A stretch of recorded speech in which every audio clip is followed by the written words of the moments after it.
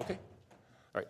So it's a great pleasure to be here and present at the Utah conference. I'd often joke at these presentations that my presentation, whether a discussion or a presenter, was the most important one at the conference because everybody knew and could tell their deans that I came to the conference, and everybody in the world knew that I'm not a skier. Anyway, in any case.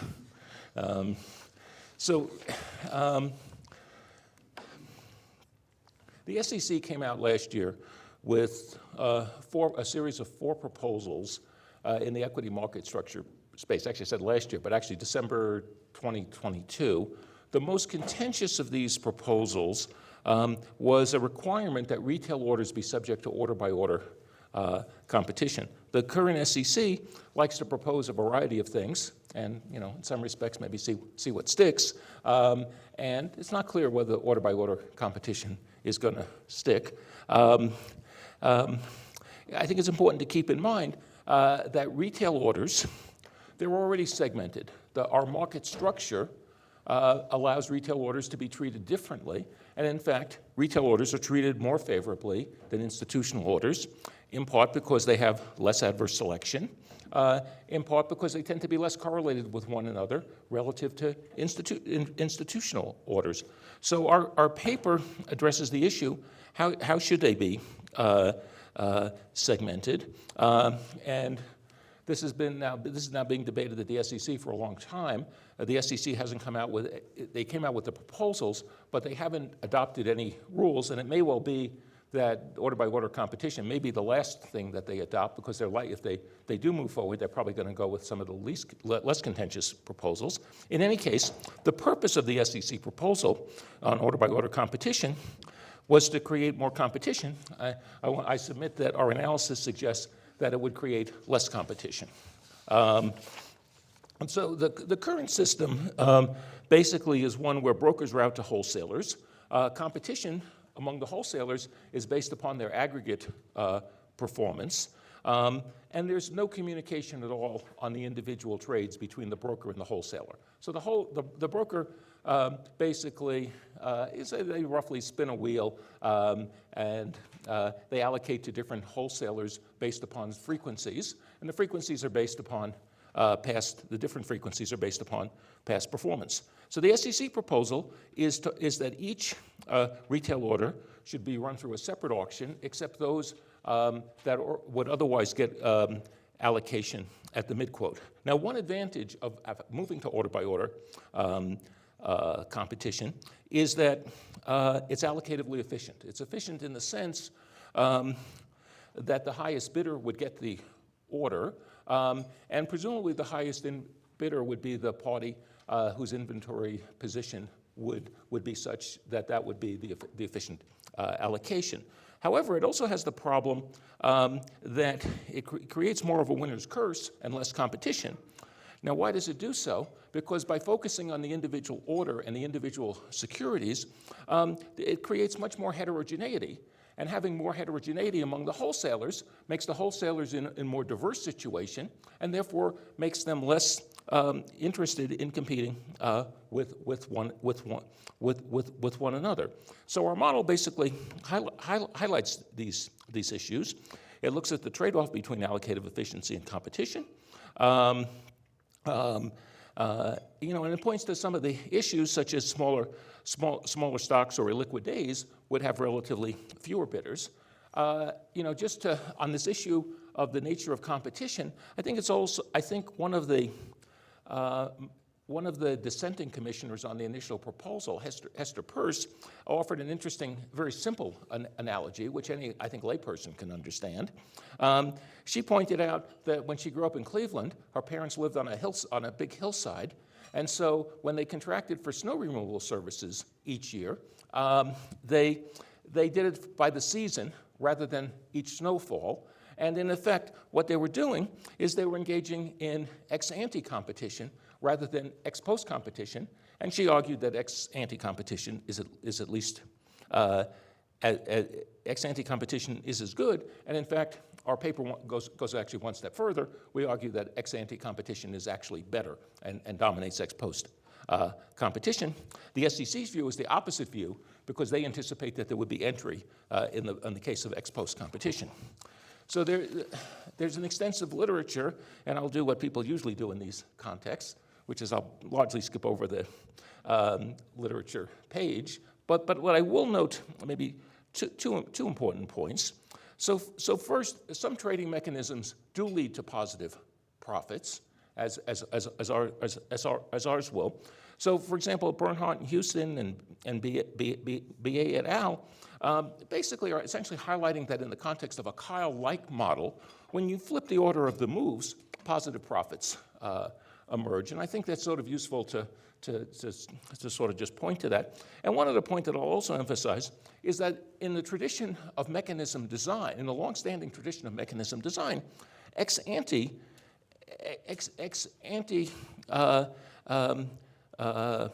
commitment involves efficient mechanism, and the work by Meyerson and the work also by Harris and Townsend really kind of highlights that.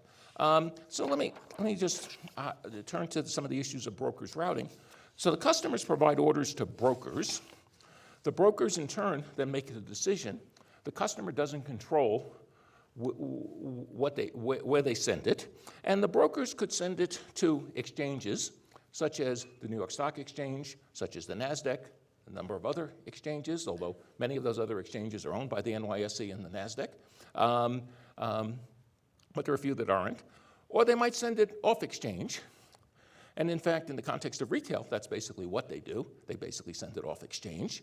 They're the two most prominent names are Citadel and Virtu, but there are some other off-exchange traders as well. The brokers route primarily to the wholesalers in the case of retail. Basically, the brokers are using a scorecard and then reallocate based upon past performance. And in fact, this is a subject of a more recent paper by my co-authors Jian, Sung, and Tom, who's going to present here, and also with Andrei Malenko. A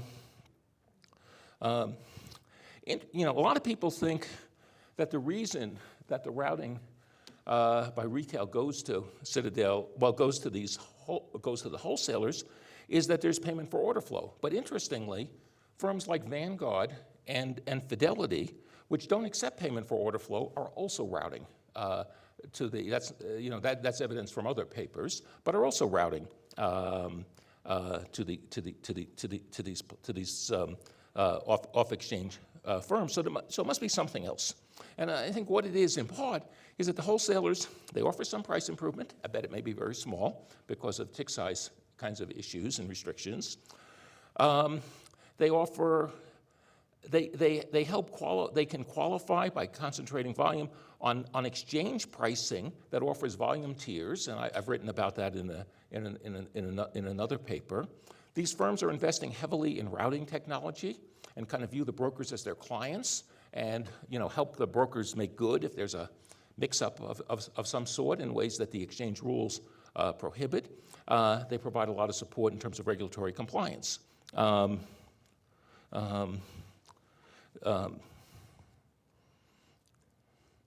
and to some extent, the SEC, I think, is kind of almost insinuating that allocating to off-exchange reduces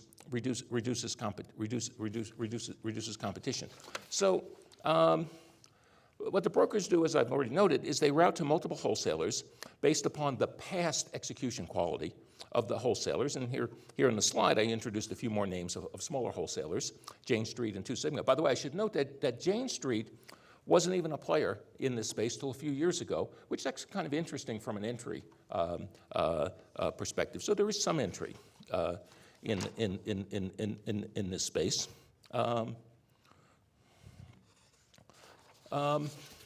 So, everybody who thinks about these issues, especially from a lay perspective, is very interested in how does payment for order flow relate.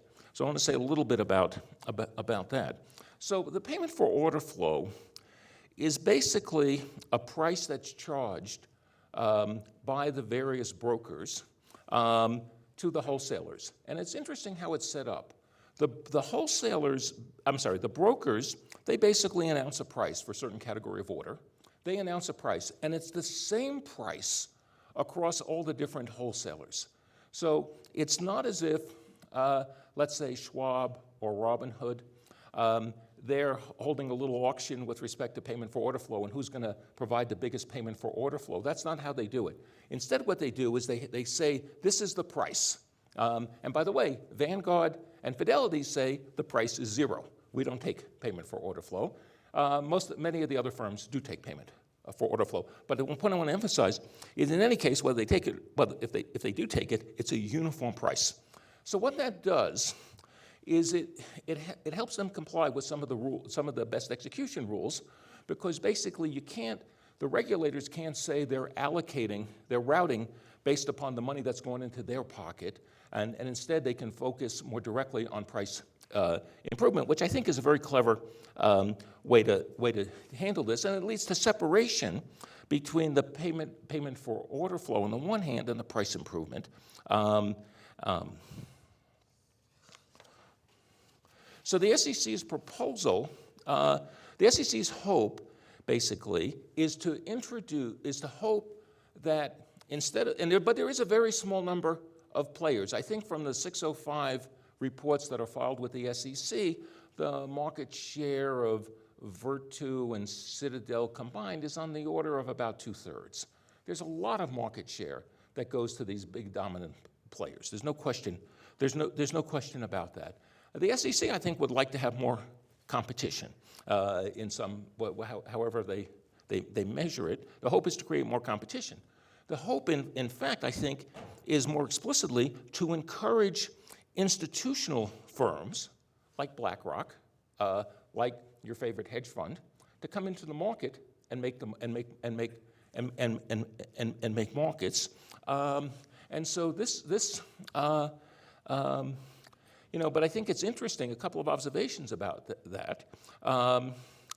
And the way they hope to encourage them to make markets is to require that the wholesalers, either that they internalize at the mid-quote, or otherwise they provide an auction. And the idea is that these institutional players can bid in the auction. And the hope is that the BlackRocks and the hedge funds, that they'll compete in the auction. I think it's interesting that they don't participate right now very much, or they don't participate at all. They're not really in the market-making business. And indeed, one of the fundamental issues, if institutional investors like that came in, is that they're fundamentally directional traders. They're not really interested so much in being neutral. They're interested in taking trade on one side or the other, and so that has implications for what the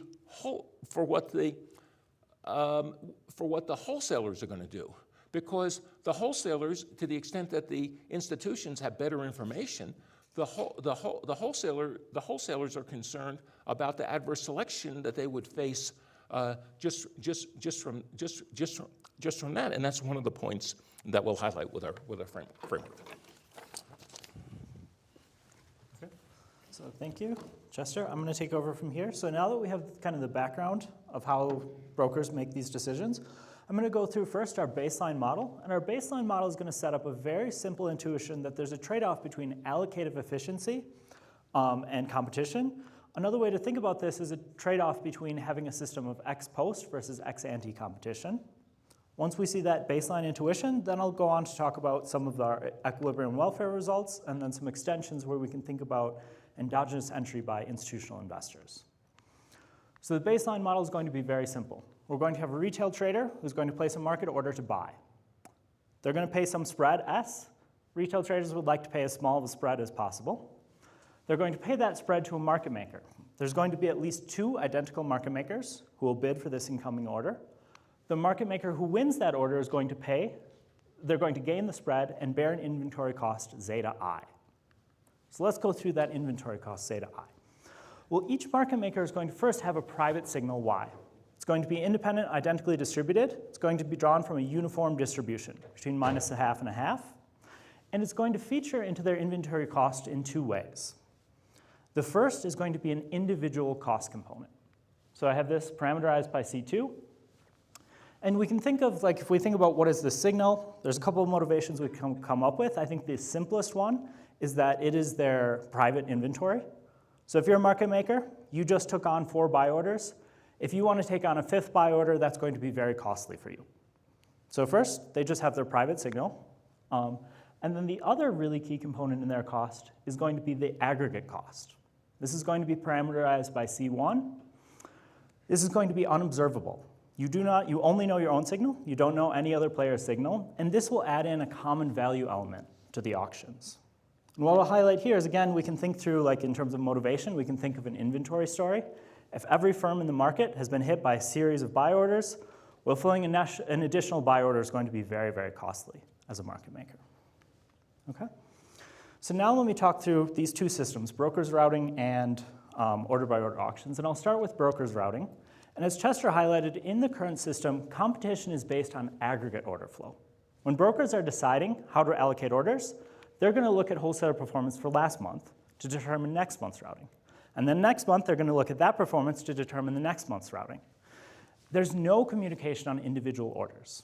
It's, you get the orders as a wholesaler, you have to execute them. When you have a bad signal, if you have a bad liquidity position in that moment, you can't communicate that to the broker. You just have to do your best. You're competing for next month's order flow with how you fill orders today. And so in the simplest case, we can just assume that in the current system of brokers routing, you can't use your signal. As a market maker, you're competing at the monthly level, so your individual 5-minute liquidity position does not matter in that auction for order flow. And so this matches the real world. There's no negotiation over individual trades. What happens then is that each market maker is going to bid their expected cost. And then the broker will just choose a market maker at random because they're all identical. So this is a highly competitive system. If you think about it, the market makers, because they can't use their signals, they're all identical. At the monthly level, they don't have an advantage one over the other of what's going to happen. Market makers earn some money on some trades, lose money in other trades. That's something we see in the data. But it's allocatively inefficient. Some of the time, the trade will go to a market maker with a very high cost signal because there's no communication on those individual trades.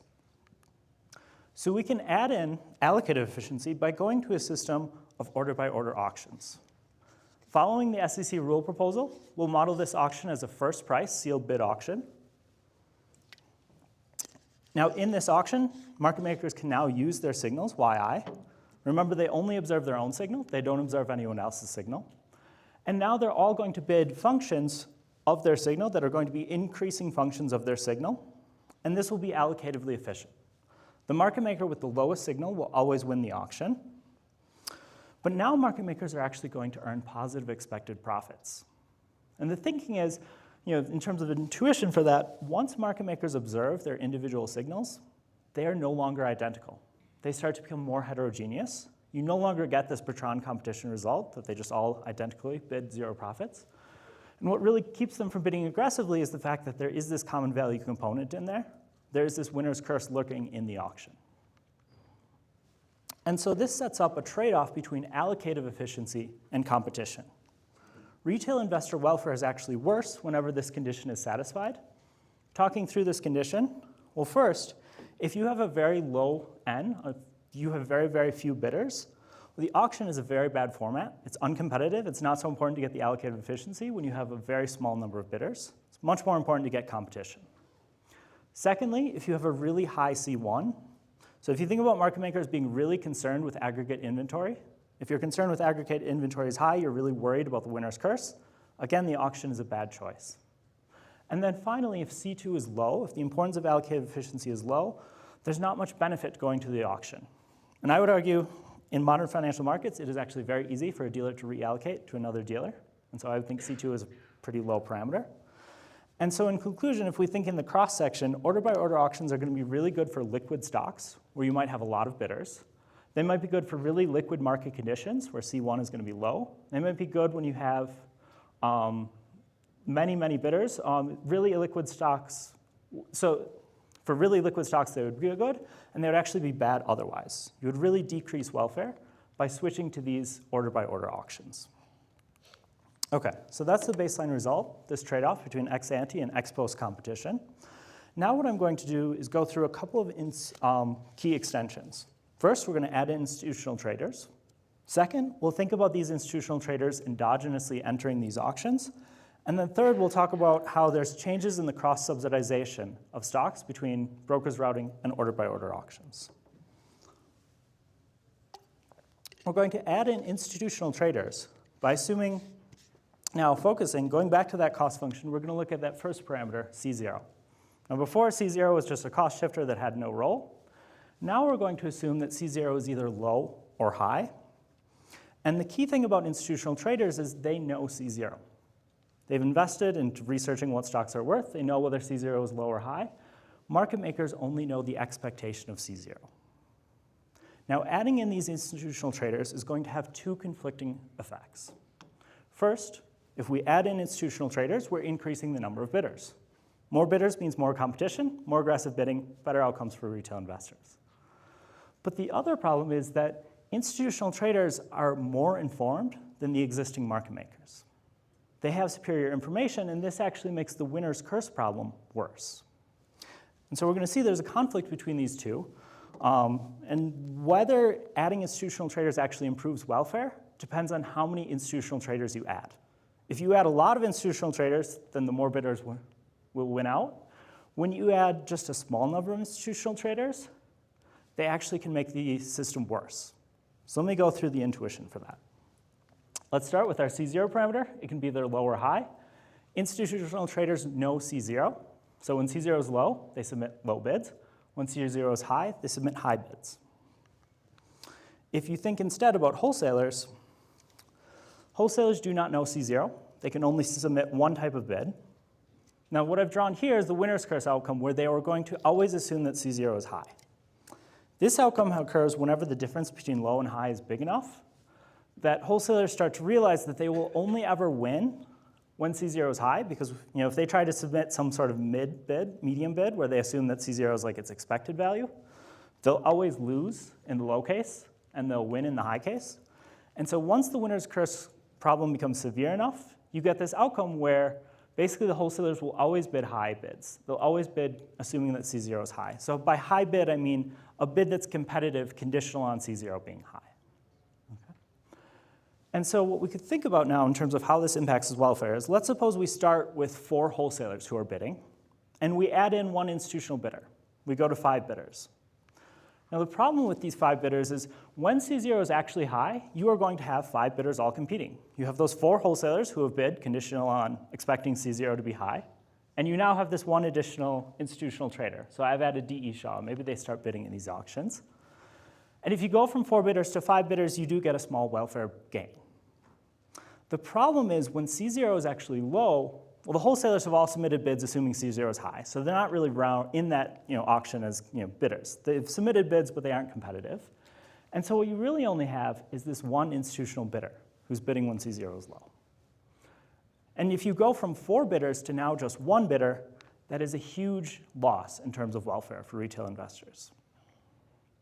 So now you might be thinking, well, how many bidders would we get?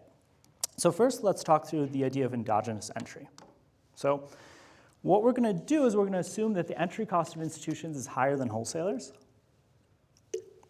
It's not so critical, but first, we think of this as the base case for 2 reasons. 1, we know institutions are informed. 2, looking at Yang and Zhu, a lot of times the way market makers become informed is they just try and copy or figure out whatever institutions are getting. Whatever institutions are doing, they're trying to kind of just copy or steal the info. And so we're thinking that it's cheaper to become a wholesaler than an institutional trader. We can think about institutional traders entering. They pay an entry cost and earn information rents in the auction. The problem with endogenous entry by institutions is that you might also have endogenous exit by wholesalers. Now, if we now try to take this a little bit to the data in terms of what would happen, let me share a few data points, just anecdotal of what's happened with wholesalers over the last few years. So first, Chester mentioned Dane Street entered the market in a very big way. So this market, these competing wholesalers, it was really shaken up by Jane Street entering. They've gained a significant market share. So it's nice that there are now 3 big competitors. Citadel and Virtu and also Jane Street now is pretty big. But there's actually a lot of wholesalers who are not thriving in this market. So Wolverine is like a mid-sized option market maker. they had an equity, like a regular stock market-making desk, and they completely exit the market. After GameStop, they found they just could not profitably compete in this market. And then there are two barely surviving wholesalers, UBS and 2 Sigma. They're there, they're just barely surviving, and I think it's reasonable to say if profits were any lower for them, they would exit the market. Now, what the SEC can always come out and say is kind of the field of dreams pitch, which is okay. If we build order-by-order auctions, maybe the bidders will come. Maybe institutions really will enter these auctions in very large numbers. So what we can do, that's a very hard, generally it's a very hard thing to criticize because order-by-order auctions don't exist yet. We don't know whether institutions will come, how excited they will be to bid in these auctions. We can guess at it. But in this case, there's actually a very nice data point, which is that even if institutional traders enter these auctions, there just isn't enough institutional volume to really make it work. So Ingrid Warner and her co-authors have a paper where they divide stocks into terciles of liquidity. You have your most liquid stocks, things like Apple, Spider. Those are things institutional traders love to trade. Then you have your medium tier stocks, and then you have tercile 3, your really illiquid stocks. When you get into that third tercile, institutional traders are not so active in that really illiquid tercile. Retail traders actually love that tercile of stocks. And so if you look at that third tercile of stocks, retail trading volume is 7 times larger than institutional volume. If you think about what that means, suppose institutional traders would say, you know what, we love these order-by-order auctions. We are only exclusively going to trade in order-by-order auctions. We'll never place an order in any other venue or format. Even if they were to do that, on average, you would get between 0 and 1 bidders in these illiquid stocks. So even if the SEC builds these auctions and the institutional traders really do come, their trading volume is just not enough to offset. You really do need intermediation of retail trades. Okay. And then in my last few minutes, let me talk about one other thing going on here, which is cross-subsidization. And this is, I think, kind of an unintended consequence of the SEC's proposal. So costs vary across stocks and across market conditions. And I would say if there's one way that brokers depart from what we assume in our model, which is that they're just trying to minimize costs, it's that brokers really want their customers to have a consistent experience. They do not want complaints from customers. They want to make sure that when customers go and trade any stock out there, in any market conditions, they have a good experience. And so Chester and I actually, as Chester mentioned, we're working on a new paper where we have the actual data of how brokers score wholesalers.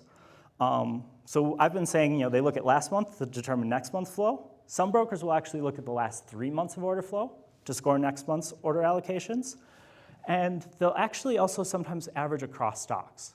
So when a broker is deciding how to allocate an order in Apple, they'll look at how wholesalers have done not just in Apple, but in Microsoft, Xerox, all other stocks out there. And so what this does is in the current system, there's actually a little bit of a cross-subsidy, right? Wholesalers maybe don't want to be active in some of these very illiquid names, these very unprofitable names where it's not so exciting to intermediate. But in the current system, they're forced to by brokers. If you go to a system of order-by-order auctions, that breaks this cross-subsidy. And so what we're going to see then is potentially much bigger impacts for large orders, very liquid stocks or illiquid market conditions, where relative to the current system, retail traders would get a much worse experience because there's currently this cross-subsidy going on. Okay, so with that, let me conclude. So in the current system of brokers routing, where brokers route to wholesalers, we have an incredibly competitive system. When you allocate trades based on aggregate, wholesalers are relatively identical. And so when last month's flow determines next month's order allocations, you get very tight competition. But there's no communication on the individual trades, which means the current system is not really allocatively efficient. And the SEC proposal offers a potential solution. We can get allocative efficiency by individually auctioning off each order. The problem is that once you go into these order-by-order auctions, wholesalers are no longer identical. Some wholesalers will have good signals, some wholesalers will have bad signals. They're very heterogeneous. You have this winner's curse problem, and eventually a less competitive system. And so there's this trade-off here between allocative efficiency and competition. And we think that smaller, less liquid stocks would definitely suffer under these auctions. And when you add in institutional traders, that can actually amplify the winner's curse. It can make that information asymmetry worse, and it can actually further cause this winner's curse problem, less competitive bidding, less investor welfare. Thank you.